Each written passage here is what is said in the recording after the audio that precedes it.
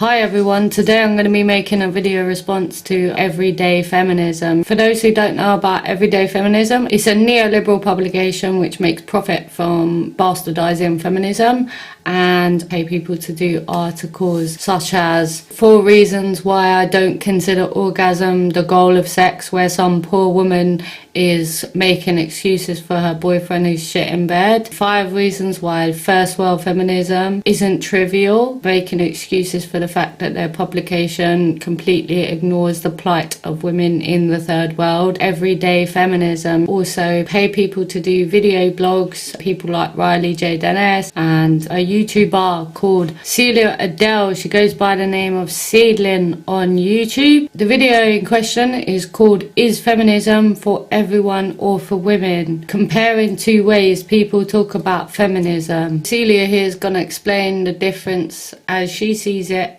and Everyday Feminism sees it between real feminism and their brand of feminism, which they call intersectional feminism. People use the same term feminism to refer to 2 actually different movements and scopes. Yeah, and I'm really getting annoyed with this. One way that the term feminism is used is to describe a woman-focused movement, focusing on sexism and sexist oppression against women. That would be the more accurate description of what feminism is and what it's always been. There's also another way feminism is used, and that's to refer to a broader movement. So feminism might also refer to, like what we do here at Everyday Feminism, not feminism. The fight to end all kinds of oppression. Surely if you believe there is a patriarchy globally, i.e. men run the world, you wouldn't put the fight to end all oppression on women who have the least power and influence. Feminism as a broader movement is interested in freeing all genders and agender people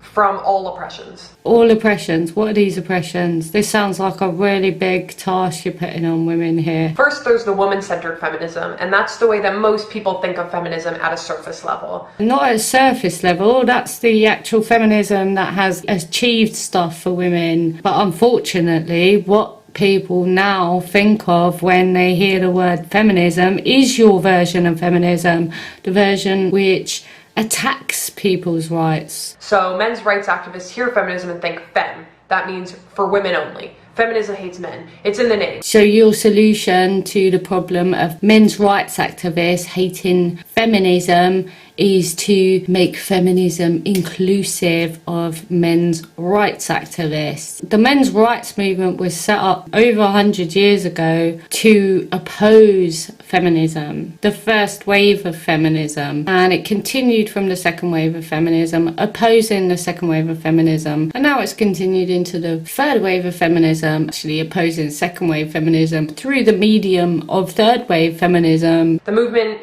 has been going on for many decades. It's been going on for actual centuries, mate. It's a fight that is far from being over, but we have made historical strides within that movement. The feminist movement has actually achieved quite a lot. Woman-focused feminism, I think, does have the ability to recognize that patriarchal systems constrain more than just women. How do you figure that then? But remain focused on creating spaces for women to be safe. Safe from what though? You should really be asking these questions. I looked on Everyday Feminism on your violence tab, and the first page didn't have a single article about actual violence.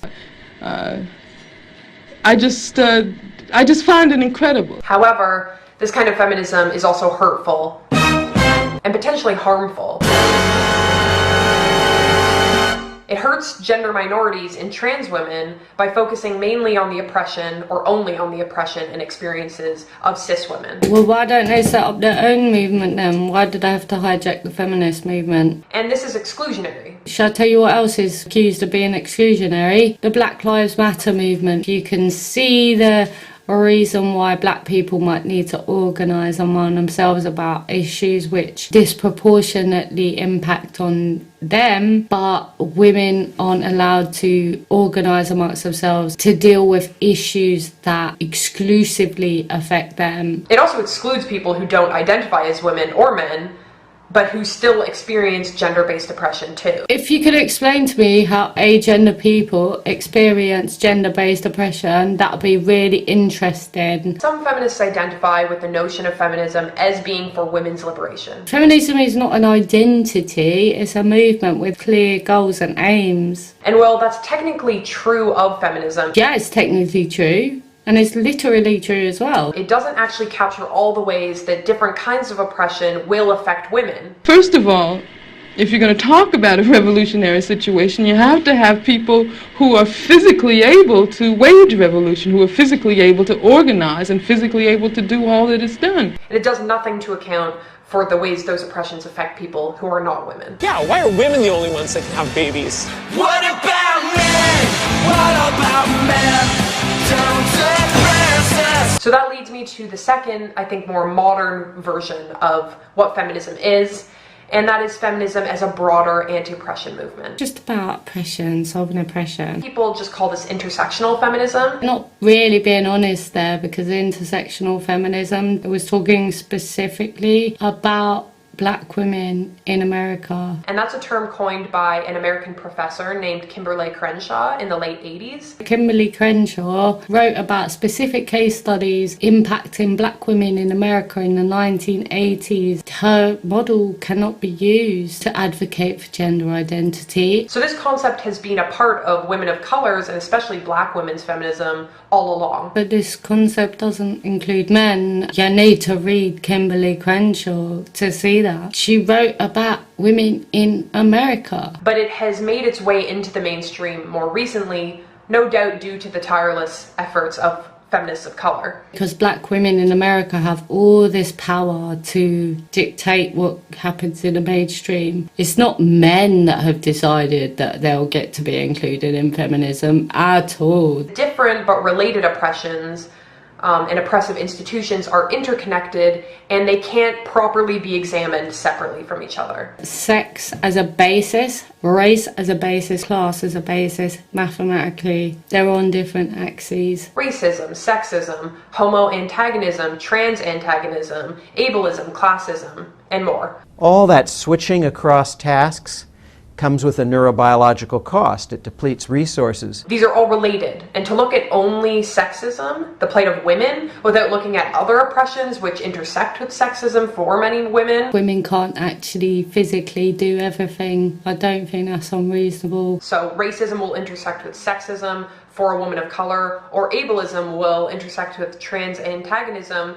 for a trans person with disabilities. Yeah, if you could stop comparing the plight of black women in America to the plight of white men, that would be really a good start to becoming a feminist. There are millions of people who live at the crosshairs of different oppressive institutions and systems, and it's modern feminism's goal to address all of these institutions so that we can all be free. Have you looked at everyday feminism? You've got one article here saying 5 reasons why we need to stop saying that women are half the world's population, presenting an argument that because there's less than 1% of the population who might identify as something other than a woman, we've got to pretend that 50% of the world's population that are female don't exist. It's not only anti-feminist, it's anti-science. Focusing only on ending sexist oppression against women,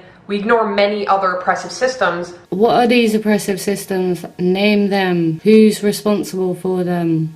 What are men doing? Which will ultimately end up oppressing many of those same women, as well as many other people. There isn't a bunch of blokes queuing to fight for your rights, by the way. So to best treat, that is get rid of sexism, we have to look at racism, ableism, etc. You're looking at this the wrong way around, mate, because racism is a outcome of male supremacy. And so is ableism. Who's always done the caring? Women. Why is that? Think about it. It can be confusing when some people use the term feminism to refer to women-focused feminism. Certainly not confusing, because it's actually the definition they're supposed to be using. The definition you're using should be Marxism, because you're trying to solve all oppression. It's not even Marxism because you don't understand class. I would really suggest you read some Marx to get a class analysis, actually. And others are using it to refer to intersectional anti-oppression feminism. Yeah, those people would be wrong.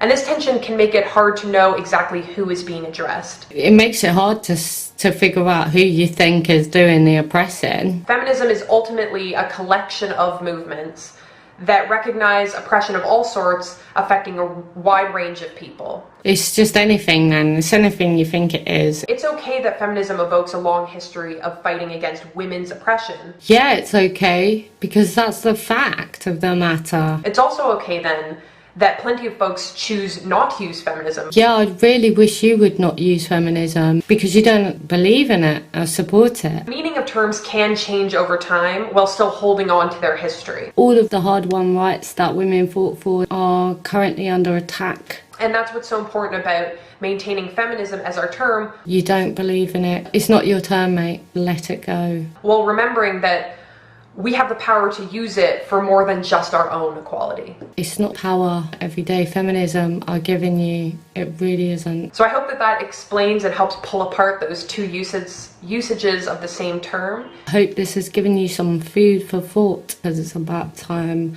women stopped begging for scraps the way that you are by making this video for these corrupt bastards who hate you. Written by men.